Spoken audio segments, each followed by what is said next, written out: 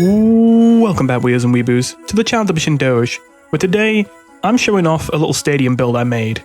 Before I start rambling, if you would like to skip straight to the bit where I explain the build, use the timestamps provided below.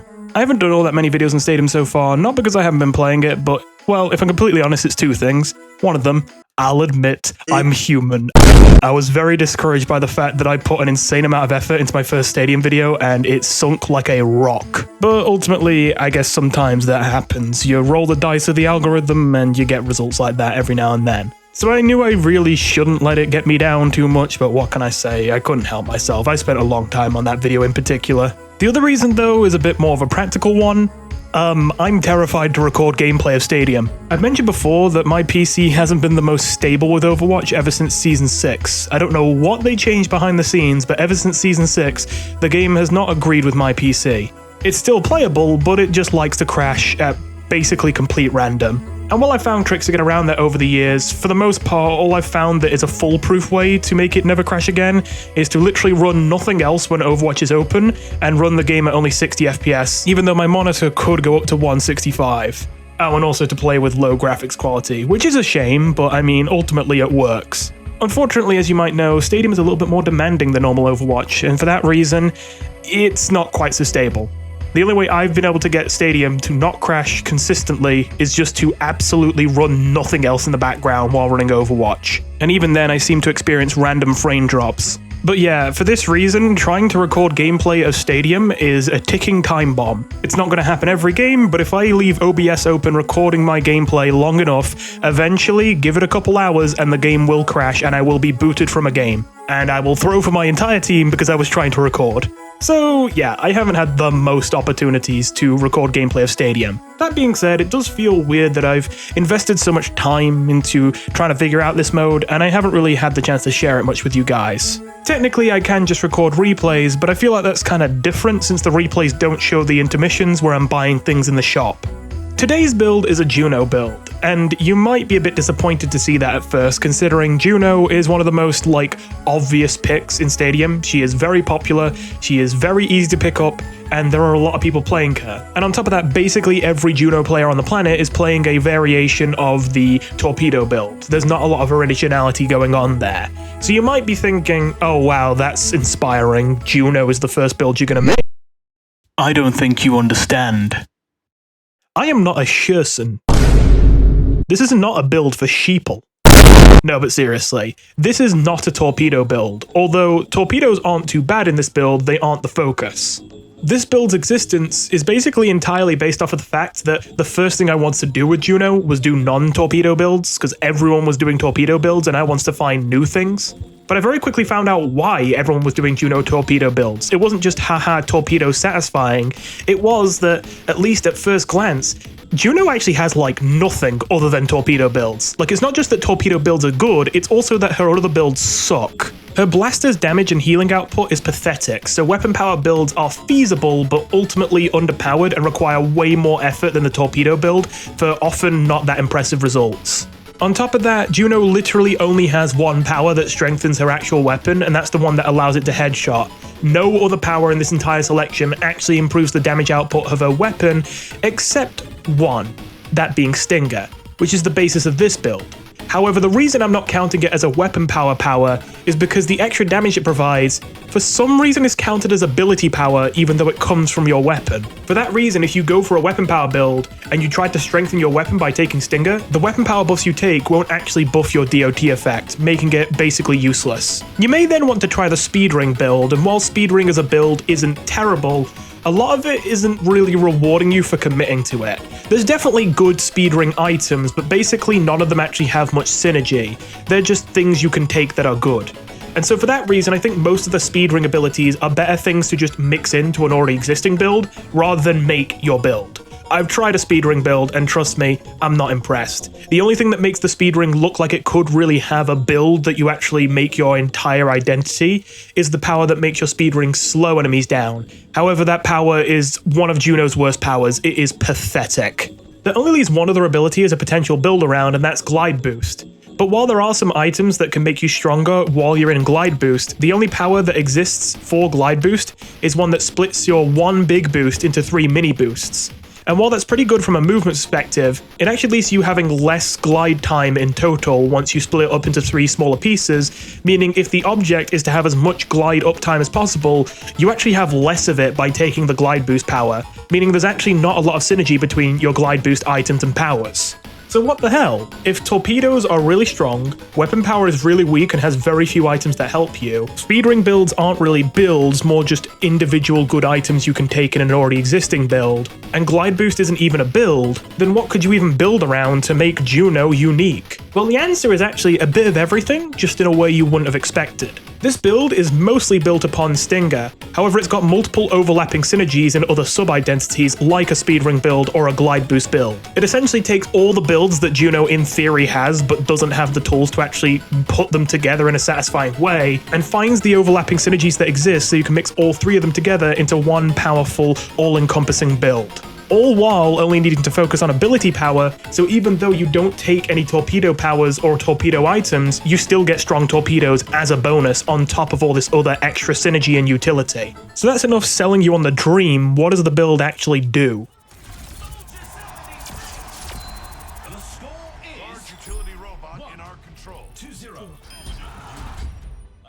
Quick aside just to say sorry for the gameplay. It's a weird 4v4 game we end up getting because it's your average stadium game where everyone leaves. And also, it's maybe not the best team comp to show off the build versus, because at least the default version of the build isn't the best versus this comp. That being said, part of the appeal of the build I'm about to explain is that it's very, very adaptable. And this kind of shows that off because I get to adapt it into a more aggressive playstyle that works very well against this comp, even though there are a lot of factors that reduce the effectiveness of the core of the build. With that being said, enough yapping, what is the core of the build? The core of the build is based on one crucially important synergy between a power that JUNO has that is otherwise near useless, and 2 ability items in particular. You don't even necessarily need both of them, especially because they're both very expensive, but they are very effective, and if you can afford both, often getting both is best. That being to use JUNO's Stinger power with Cyber Venom and Liquid Nitrogen. Stinger is a power that applies a DOT to everyone you shoot with your weapon. However, that DOT only deals a total of 10 damage over a second, so it's not very impressive. Now, in fairness, you can spread it around very easily given JUNO's high range, fast fire rate, and tons of bullets. And so for that reason, it can be pretty decent for farming ult charge, but very rarely is it going to be the difference maker in getting kills. At least not unless you invest more in it. But that's just the problem. Your weapon deals weapon damage, but Stinger deals ability damage, and in most cases this is a curse. It means that using Stinger for pure damage is basically always a stupid idea, which sucks, because it really seems like that's what it's supposed to be for, so that you can play some weapon power JUNO. But as I said, the DOT isn't affected by weapon power, even though it literally comes from your weapon, which is really stupid. However, what this build does is turn this curse into a blessing. I'll be completely honest, I stumbled upon this sort of on accident. I mean, it was an intended synergy I saw, but I didn't have it planned from the start. I walked into a game on JUNO after bashing my head into a wall trying to theorycraft a non-torpedo-based JUNO build that didn't seem anywhere between mid to awful. And basically I spent so long theorycrafting just hitting dead ends that eventually I thought, I'm just gonna have to try some of this shit that I don't think is gonna work and just see why it doesn't work before I'm gonna be able to figure out what's wrong. And so of course the first thing I tried was Stinger, and the first few rounds I was very disappointed and we were about to lose. We were down 3-1 at the beginning of round 5 and I was just about ready to give up. But there I was in the armory, in the last minute just trying to panic, think to myself, is there anything I can do to salvage this build? I'd already tried to pivot into Speedring Synergy instead because I'd almost given up on Stinger at all being useful. But while Speedring Synergy was doing a little better, it's not really a good enough build around to be your entire build. But that's when it hit me. It clicked. And the second I figured out this god JUNO synergy, we went from losing 3-1 to reverse sweeping into a 4-3 victory. And let me tell you, those 3 games were absolute stomps. So, if you haven't pieced it together yet, the synergy here is that what Cyber Venom and Liquid Nitrogen allow you to do is to apply a debuff to an enemy whenever you deal ability damage to them. And both of these items are balanced under the assumption that you have to use abilities to deal ability damage. Therefore, it's not something you can have active all the time. It's a temporary thing. However, what if you had a way to deal ability damage without using any resources or abilities? What if your character could just shoot ability damage, like for free? Well then, you could basically have permanent uptime on all your debuffs just for shooting people. So essentially, we turned what was one of the worst aspects of Stinger, that despite it being a weapon power, it actually gets affected by ability power instead for some reason. We've turned that massive weakness of the power into a strength, by making it so that essentially allows our gun to 20% slow and 30% anti-heal everything we touch. And that is no small deal. I mean, that is a lot of extra power. The slow very much does depend on the enemies you're going to be facing, but against most tanks, the slow is going to be pretty devastating. And the 30% anti-heal, I mean, the DPS passive had a pretty big impact on the meta of the game, and the DPS passive right now, if I remember correctly, is only 25% anti-heal, and it's halved on tanks.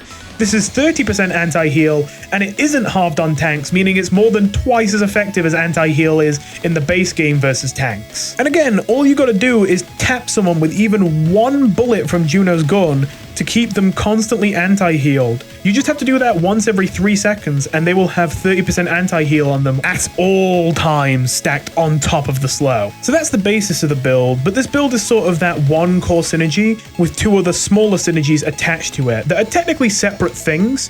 However, they all work off of ability power, and the strengths of these other smaller synergies help compensate for the weaknesses of this synergy. So let's take a look at another aspect of JUNO's kit that we can help amplify. Hyper Healer is a power that upgrades your speed ring by making it give 100 overhealth to not only yourself, but everyone who is affected by the ring. This 100 overhealth is also affected by ability power, so if you increase your ability power, you increase the amount of overhealth it grants. It's very easy to overlook this power, but it's important to note that 100 is actually quite a lot of damn health, and it is instantaneously granted to not just you, but basically your entire team so long as they touch the ring. That's basically like a Junker Queen shout you have now. And the reason why this is so important, at first it might seem mostly obvious, and a lot of the points are. It helps you stay alive when it's more important to stay alive than deal loads of damage on this build because of the fact that as long as you exist, everyone is anti-healed and slowed, which is a pretty big deal. It helps you bail your teammates out of danger, it helps them play more aggressive if they not only get speed but also overhealth, and you want them to play aggressive because the enemies can't run away or get healed because again, they're anti-healed and slowed. A lot of it just makes sense. However, all of this is not even actually the biggest reason why you need this power. Like, don't get me wrong, this is nice to have, and it makes sense because it's also a very non-committal synergy, just like the Stinger synergy, so it makes sense to combine them together to make a more complete build. But you technically could run the Stinger synergy without this power. Why do I think it's so important? Well, because the biggest weakness of this Stinger build is your healing output. In theory, it's still really good because you invest in ability power and get your torpedoes to do massive healing. But your torpedoes are also really slow and telegraphed, and they have a long cooldown, and you're not taking powers that give you your torpedoes back faster because you don't have the free slots to.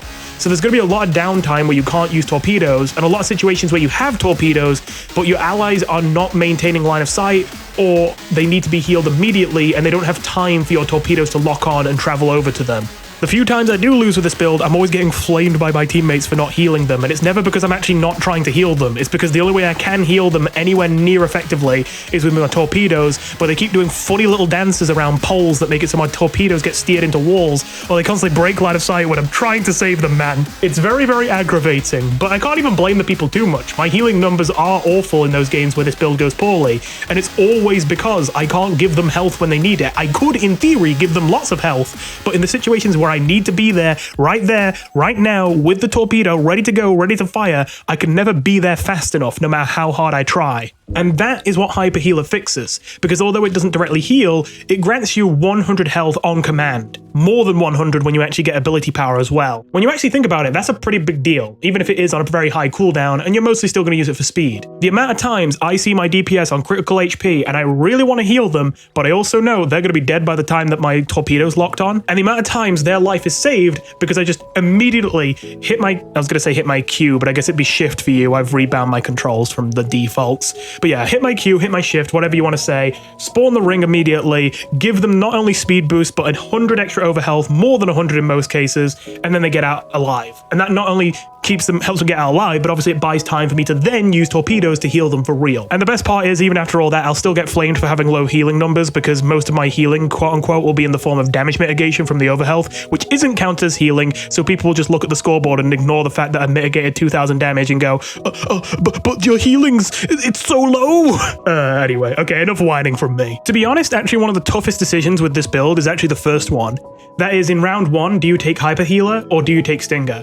I don't think you ever take any other power other than those two on round 1 with this build, but which one to take is actually pretty tough, because the Hyper Healer will be at its most effective on round 1, so oftentimes I do like to take Hyper Healer round 1. However, if you do take Hyper Healer round 1, you're not as likely to get your Orbital Ray up in time before the end of the round, which leaves you at a severe disadvantage. Whereas if you manage to farm it using Stinger, you should win the match, so long as you don't die with Orbital Ray or just before you get it. So genuinely, it's a pretty tough decision first round whether you take Hyper Healer or Stinger, but it's definitely the case that you want to get one or the other on the first round immediately. Hyper Healer to play it safe and just be the strongest character overall, and Stinger if you want to play risky and farm Orbital Ray to win what you think will otherwise likely be a losing battle. Lastly, before I move on from this section of the video, I just want to clarify that when I talk about speed ring synergy in this build, it is very minor.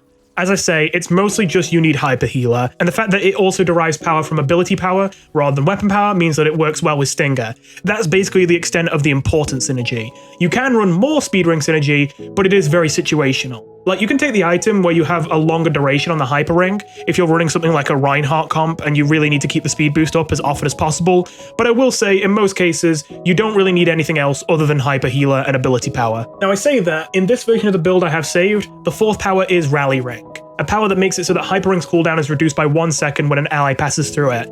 And don't get me wrong, this is not a bad power to take, but I want to make it very clear that it's in the 4th slot. I'm not gonna lie, these first 3 powers are the important ones in this build. The 4th power could be basically literally anything as long as it's actually a decent usable power. So I don't think Rally Ring is very important to this build, it's just I had to pick. Which power that's left do I think on average is going to get the most value in this build if you do get brought to round 7? And I think that's probably going to be Rally Ring most of the time, because of the fact that obviously the more often you have Speed Ring, the more often you can run in, be more aggressive, take advantage of your debuffs, and on top of that, it helps you save people's lives more often with the overhealth. But overall, it's not a critical part of the strategy. If there's a different power that you think in the specific situation is going to be more useful, absolutely swap it out for whatever you want. I know there's one other Speed Ring synergy power, that being Black Hole, which makes it so that the Speed Ring actually slows enemies by 35% for 2 seconds, but this power sucks. And I hate to say that because I think it's very creative and fun, but I don't recommend you ever take it. I used it once and I'm never going to use it again. Which brings us to probably the weirdest power in here, Blink Boots. Blink Boots is a strange power.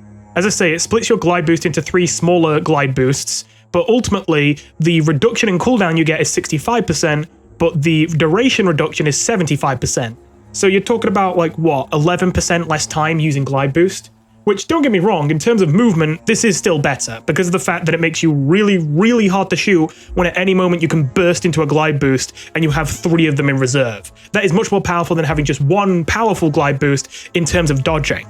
But in terms of actually using items that synergize with glide boost, basically all of them say, have this buff while you are using glide boost. And if you're going to be spending 11% less time using Glide Boost, then you're going to be getting 11% less effect from your Glide Boost quote-unquote synergy. So this power, once again, seems kind of upside down at first. It actually counteracts its own synergy, so why does it exist? It's just like the Stinger, but once again, just like the Stinger, it's got a weird, unexpected other way to use it effectively.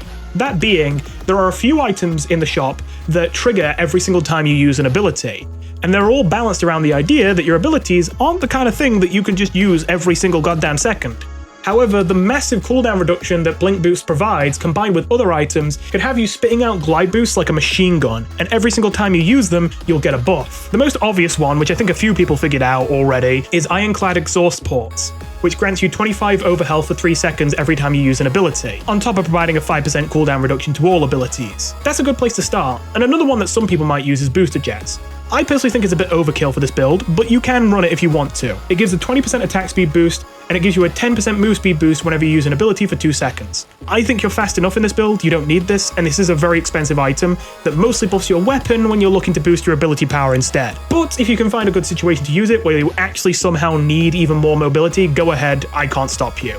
But the real item I would prioritize using with Blink Boots is Mark of the Kitsune, an epic item which grants you the ability to do 25 bonus damage or healing the next time you deal weapon damage after using an ability. And that 25 bonus is ability-based damage, meaning it can be increased by ability power. So if you invest heavily in ability power, take Blink Boots, get cooldown reductions, and get out there with that stinger, you can, no joke, become Tank Buster JUNO, anti-healing, slowing, and exploding everything in your path with constant bursts of what might only start as 25 damage extra per ability, but will eventually grow to like 50 damage extra per ability when you get to use an ability every second and a half at minimum. And every time you do that, you dodge, and every time you do that, you gain overhealth. You can see how this build takes off. And the best part of all of this, if damage isn't what you need, it also works for healing, so you can convert it into burst healing to compensate for your biggest weaknesses. Sorry about this. Gotta cut in another re-recording. I'm not gonna lie, I was trying to hide as best as I could that I was really sick when recording a lot of this, but some of the bits, it's a little audible and it's a little gross. So I'm just gonna cut this last bit off. I nearly made it to the end of this section without having to re-record, but it was kind of unbearable at the end. I was basically done with my point though. I was mostly gonna say, although you can use this for burst heals, and obviously it's good that it helps patch up a weakness, in fairness, the burst heals still fall behind what most focus fire can do to people when they need healing, at the late game especially. That doesn't mean that it isn't useful, especially when people are taking lighter fire and are just low on HP, but it does mean if people are taking sustained damage, you're still going to need to use a torpedo or give them some overhealth. For that reason, while you can use Mark of the Kitsune defensively, generally it's more effective when used to enable a more aggressive playstyle. And in fact, this is the exact aggressive variation of the build that's being played right here. Well, I say variation. In fairness, the endgame of this build is to use all of these synergies at once. And technically that's what I do, so by the end, this is exactly where it's supposed to be. What I'm mostly talking about is just the order. Usually the first thing I'd want to get online is the Stinger synergy, but the enemy comp is quite low on healing numbers, and most of the enemies don't really get affected all too much from being slowed, meaning that while it's still worth it to get the Stinger synergy, it's kinda not my top priority.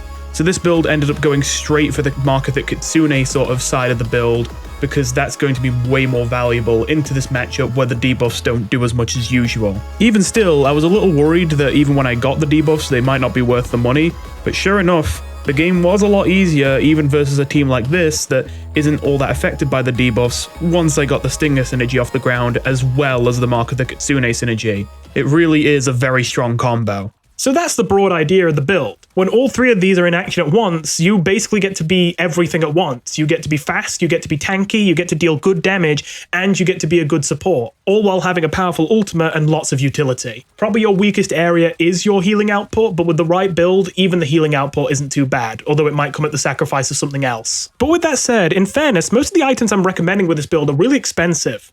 What about some more cheap items that you can run with this build? Well, I know it might seem backwards for me to bring up the early game items you want to buy with this build at the end of the video, but I did it because, to be honest, for the most part, the stuff you buy in the early game does not have to be at all related to your late game plan. Like, I think most of you get this, but just so you know, you can sell back items in Stadium for 100% of the cash they're worth. You lose nothing by buying an item one round and then selling it the next. For that reason, there's a lot of situations where I actually highly recommend that you build into weapon power first round, even if you're not doing a weapon power build, just because not always, but a lot of the times on most characters, ability power is kind of useless on the first round, even if you're going to do an ability power build. And it's only later, on the later rounds when your build actually gets off the ground, that ability power is going to actually serve you well.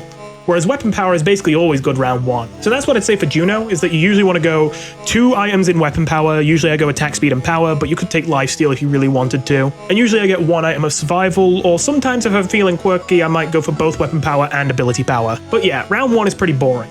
The early mid game is where things get the most complicated and difficult, because you don't have enough money yet to be able to buy any of the actual good items that will get your build off the ground for the most part, but you do have enough money to buy a lot more options than you had before. In terms of what you have with the build as it is already, basically the only item you can take that works with the build in the late game but is also good in the early mid game that you can afford is Ironclad exhaust ports, but even that requires you to get Blink Boots, and usually that's a power you get round 5. However, if you find a situation where you're happy taking it round 3 like I did in this game, you can use this round 3. A more important one that is generally a really important item to know about anyway, because it's good with a lot of characters, but particularly JUNO, I recommend taking it in the round 2, round 3 sort of area of the game, is Crusader Hydraulics. In fact, you might want to even keep it into the late game. It gives you 25 armor for 4,500 credits, plus the bonus that you take 10% damage less from weapons as long as you have any armor remaining.